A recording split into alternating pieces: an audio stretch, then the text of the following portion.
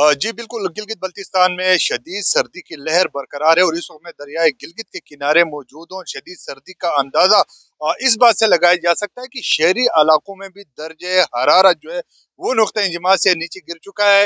यहाँ इस वक्त में दरिया गिलगित के किनारे मौजूद हो और जो गिलगित के जो शहरी इलाके हैं यहाँ पे भी धुंध छाई हुई है और सर्दी की शिद्दत जो है वो बरकरार है। इसी तरह बलाई इलाकों में भी वक्फे वक्फे से बर्फबारी का सिलसिला जारी है और सर्दी की शिद्दत में जो है वो काफी हद तक इजाफा हुआ है।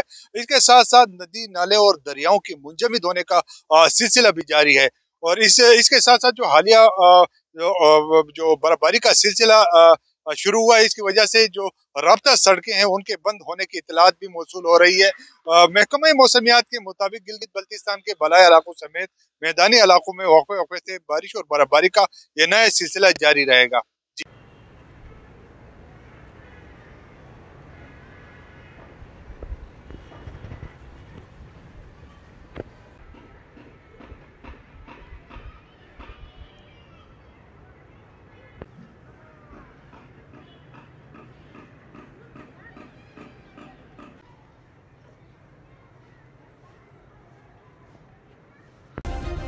सब्सक्राइब करें और बेल दबाएं ताकि कोई खबर रह न जाए।